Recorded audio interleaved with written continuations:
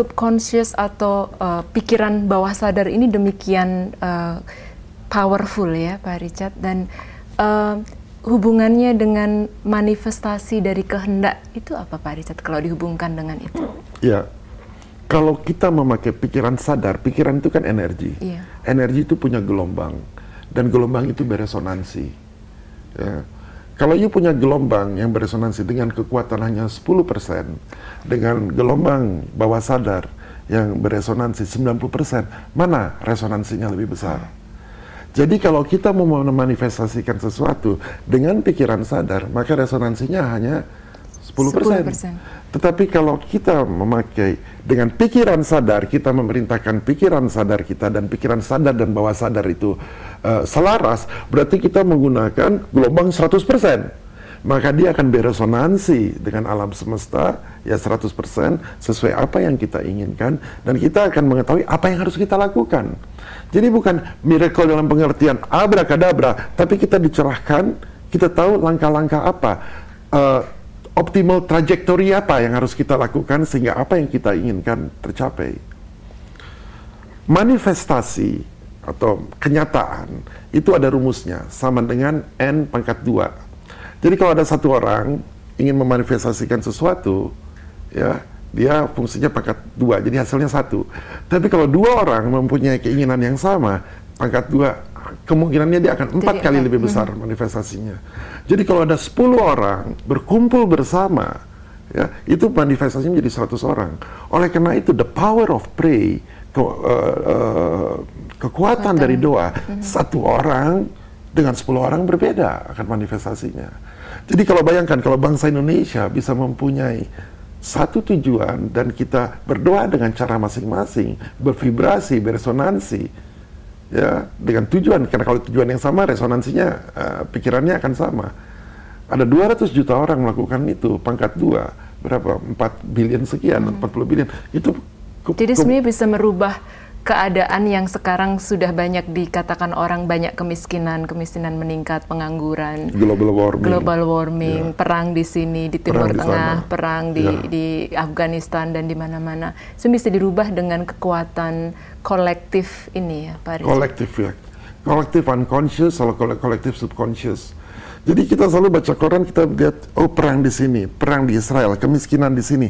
Secara tidak sadar, pikiran sadar kita termakan dengan itu, dan kritik tembok tadi, critical faculty terbuka, masuk ke subconscious mind kita, menjadi belief system kita, dan itu beresonansi.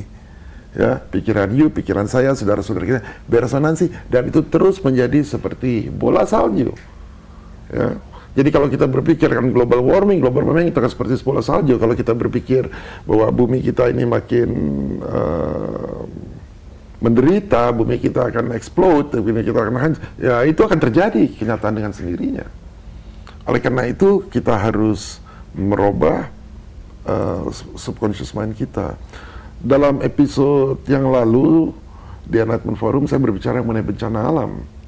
Kenapa bencana itu banyak? Kita bisa jelaskan dari scientific point of view, tapi pengaruh manusia juga besar sekali. Manusia waktu dia mengeksploit minyak, dia bikin polusi, ya, dia memikirkan keuntungan, tetapi ada polaritas di baliknya, energi itu akan kita harus bayar kembali. Gitu. Nah sekarang kalau kita ingin hidup lebih baik, kita harus mereprogram subconscious mind kita. Kita tidak bisa mereprogram subconscious mind kita kalau kita tidak minta izin dengan conscious mind kita, kalau conscious mind kita tidak memutuskan. Jadi sebenarnya langkah awal untuk kita misalnya mau sukses atau mau hidup lebih baik adalah kita masuknya dari sadar dulu, pikiran sadar dulu. Caranya bagaimana Pak Richard yang paling efektif untuk, kan nanti pikiran sadar Bapak bilang bisa mereprogram pikiran bawah sadar. Jadi kalau bawah sadarnya banyak sekali masukan-masukan sampah, sebenarnya bisa direprogram menjadi baik oleh sadar, oleh pikiran sadar. Nah, cara paling efektif? Ada banyak caranya ya. Cara yang pertama adalah membuat keputusan dulu. Saya mau merubah tidak pikiran sadar saya dalam pengertian belief system. Belief system bukan agama yang saya maksud, bahwa hidup itu menderita, bahwa saya itu berkekurangan. Ya, itu mau dirubah dulu ya. Bahwa saya tidak berdaya, itu harus dirubah. Bahwa saya ini tidak kreatif, itu harus dirubah dulu keputusan. putuskan saja. Setelah kita putuskan, oke, saya lakukan ini, yang dilakukan apa? Teknik yang paling baik adalah visualisasi. Teknik awal, ya ada teknik lagi yang lain. Adalah bagaimana kita memvisualisasikan apa yang kita inginkan. Tapi kalau kita hanya visualisasi saja, lalu kita mengharapkan tiba-tiba berubah, tidak juga. Ya, teknik visualisasi sebenarnya melatih supaya gelombang otak kita menjadi lebih perlahan, sehingga pergi bisa ke satu titik, satu gelombang yang besarnya 7,8 Hz. Kenapa gelombang ini penting? Dengan kita memvisualisasi, kita bernafas lebih perlahan, dia akan pergi ke cycle-nya. Kalau tidur di bawah 4 Hz, 7,8, dia akan beresonansi di bumi kita, di atmosfer kita. Ada satu bidang yang diketemukan oleh Dr. Schumann yang disebut Schumann resonance. Dia mengeluarkan frekuensi 7,8. Jadi frekuensi alam semesta. Jadi kalau kita bisa memori kita dengan visualisasi, kita mencapai 7,8 Hz dan ketemu dengan Schumann resonance 7,8, akan terjadi resonansi. Dan dengan resonansi tersebut, kita bisa pergi ke subconscious mind, kita bisa pergi ke universal mind. Ya. Keputusan itu mental. Ya. Misalnya orang main badminton, dia lihat lawannya lebih hebat, dia takut. Itu keputusan. Dia bilang, wah mentalnya jelek. Sebenarnya mentalnya itu karena berpikirnya, pikiran sadarnya, punya fear, sehingga dia tidak bisa memenangkan pertandingan tersebut. Saya ingat kejadian All England bertahun-tahun yang lalu waktu Rudy Hartono bermain lawan Svenpri. Dia sudah ketinggalan 13-7 kalau nggak salah, atau 13-1 saya lupa. Kalau kita lihat apa yang diceritakan Rudy Hartono, dia waktu itu hanya berdoa, menarik nafas, dia pergi, kelihatannya ke subconscious mind, dan tiba-tiba dia bermainnya luar biasa. Ya, sehingga dia akhirnya bisa menyusul dan dia menang All England yang ke-8 kalau nggak salah. Kita juga bisa melihat banyak sekali cerita nyata, ibu yang sedang hamil, tiba-tiba kecelakaan, mobilnya terbalik, dan dia punya baby satu orang. Dia bisa angkat mobilnya sehingga mobilnya bisa kembali utuh, dia bisa menyelamatkan anaknya. Itu kan bukan suddenly kekuatan, tapi pikiran sadar yang memutuskan, sekarang saya harus melakukan sesuatu, kena pressure yang besar, itu executive faculty bisa hancur, bisa terbuka. Tapi kalau dia tidak mau, tidak bisa.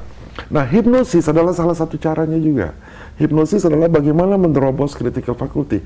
Tapi kalau orangnya tidak mau, you mau hipnosis sebagaimanapun, dia tidak bisa.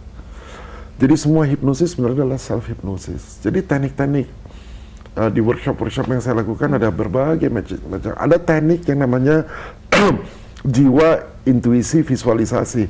Bagaimana hanya dengan visualisasi kita bisa mendapatkan informasi dari universal mind yang berupa intuisi, sehingga kalau ada orang yang sakit di seberang lautan, cukup dengan hanya mengetahui namanya, kita bisa mengetahui penyakitnya apa saja, dan kita bisa menterapinya. Itu kan mind, it's mental, tapi it's a teknik.